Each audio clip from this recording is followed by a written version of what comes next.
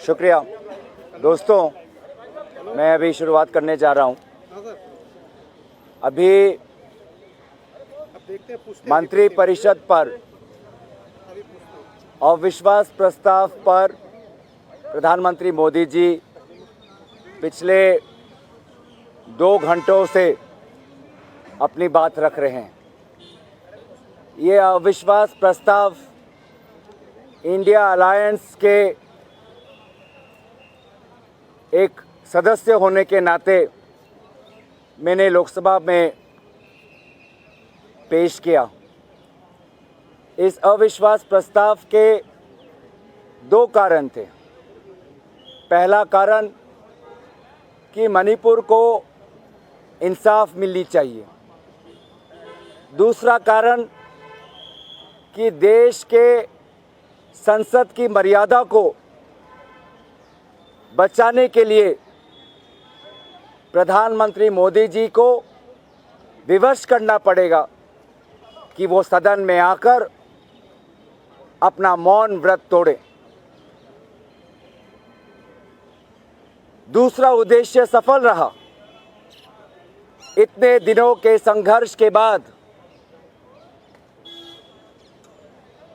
इतनी कठिनाइयों के बाद आज देश प्रधानमंत्री को सदन के अंदर बोलते हुए देख रहा है।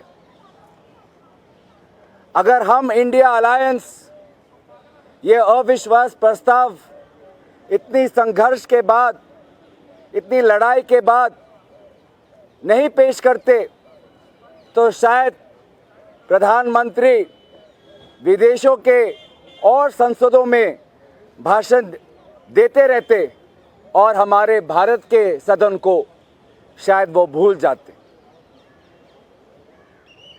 तो हमने मजबूर किया और उन्होंने अपना मौन व्रत तोड़ा।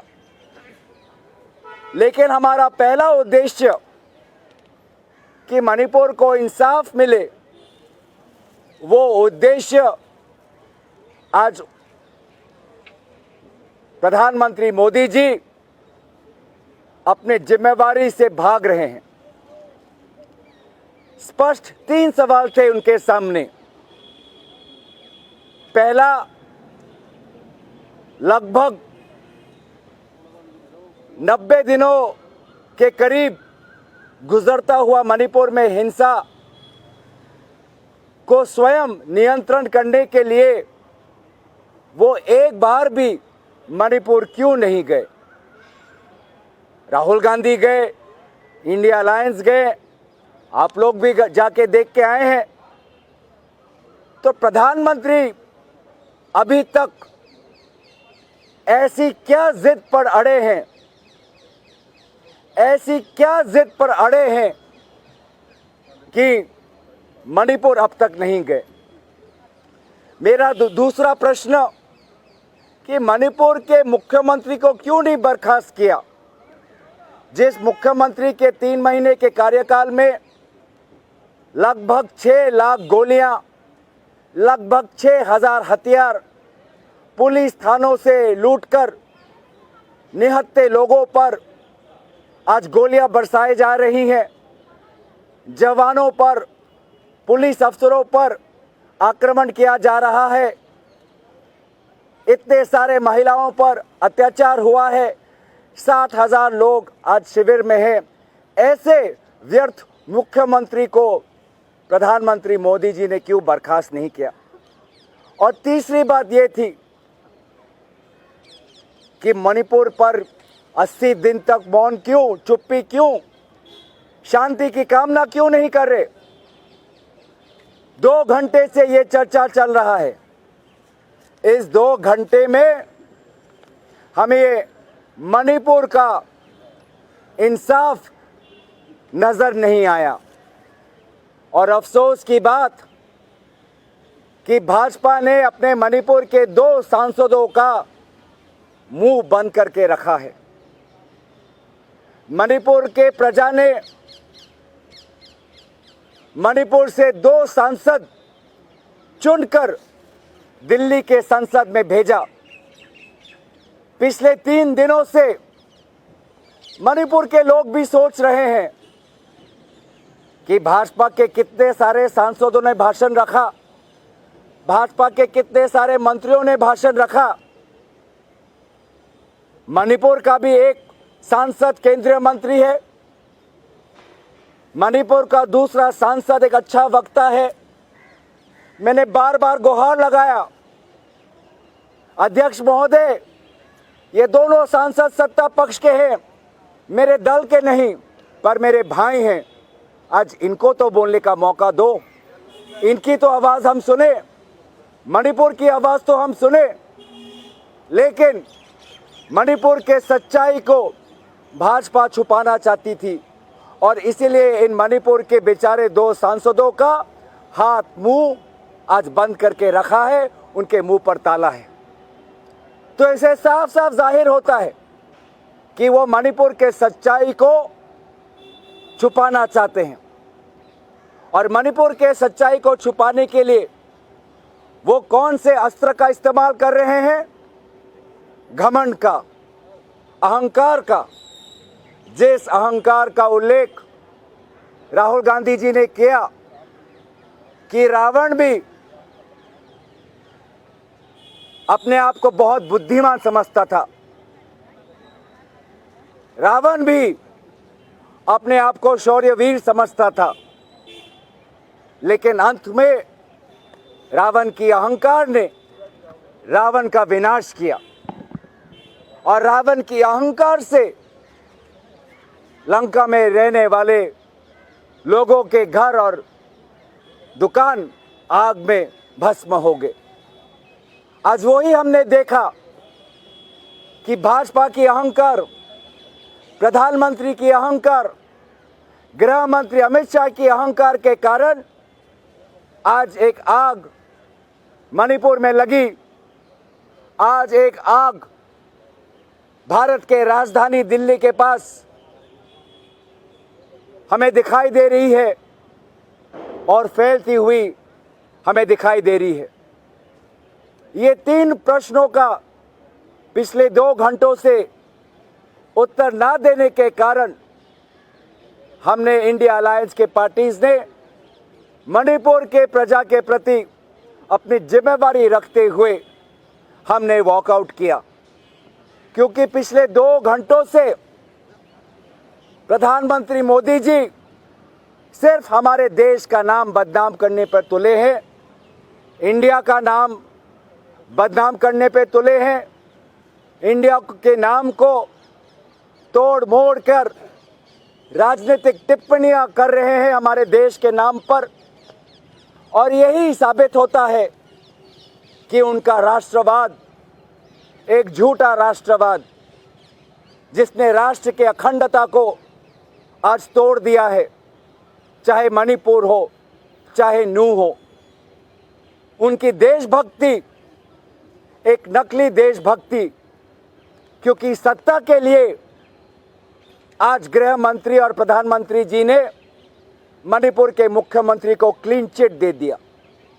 बोल रहे हैं कि मणिपुर के मुख्यमंत्री ने सहयोग किया। कैसा सहयोग? मणिपुर के 2 टुकड़े हो गए, ये सहयोग? मणिपुर में ड्रग्स फैल रहा है, ये सहयोग? मणिपुर में आज लोग शिविर में है, ये सहयोग? मणिपुर में आज भरी तादाद में हथियार लोगों के हाथ में है, क्या ये सहयोग किया?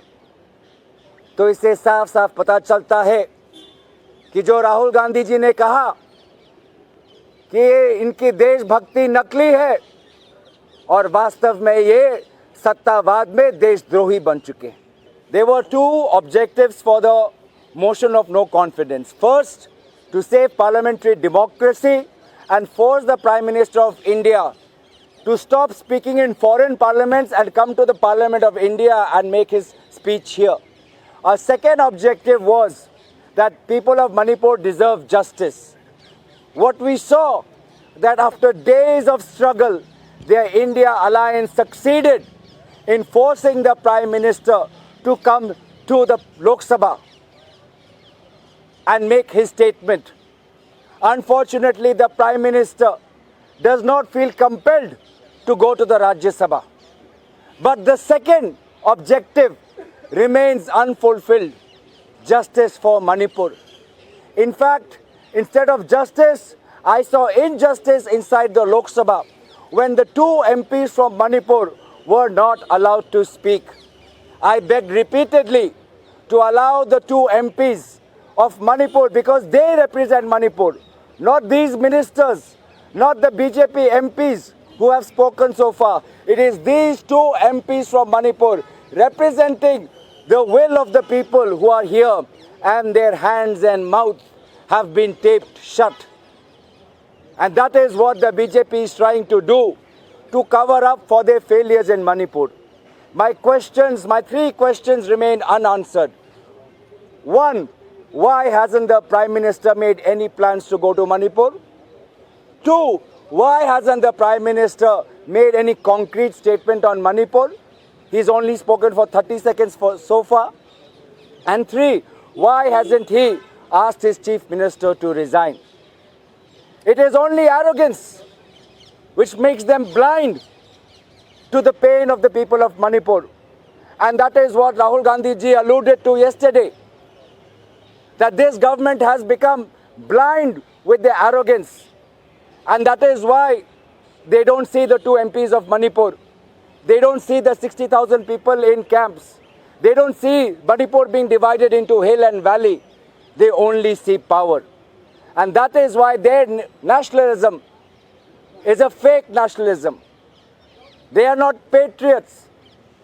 They are militants who are bent on dividing our country. Unfortunately, the Prime Minister has spoken for 2 hours. In these 2 hours, all he has done is twisted the name of our country, India. There is a Congress phobia inside that we can see, because the Prime Minister spent most of his time blaming the Congress party. No doubt, seeing the unity of the India parties in front of him, shouting India, India, has spooked the Prime Minister.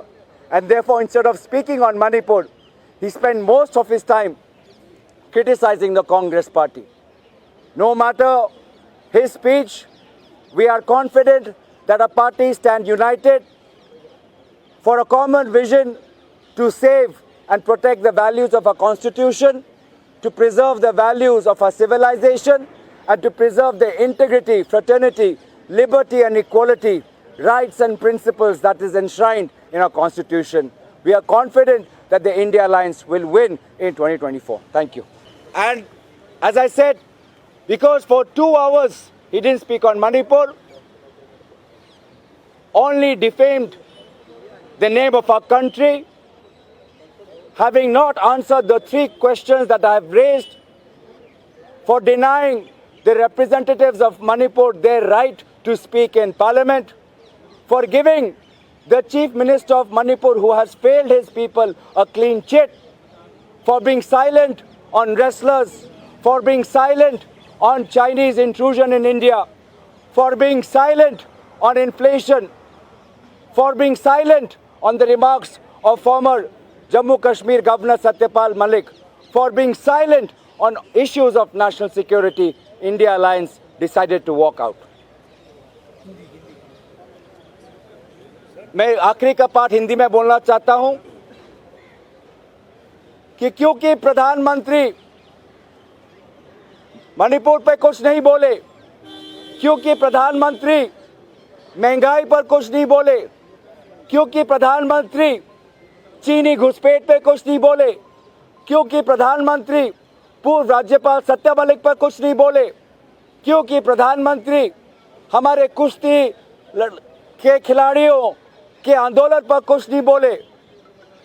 इन विभिन्न कारणों के मद्देनजर रखते हुए India alliance ने आज parliament से walkout किया।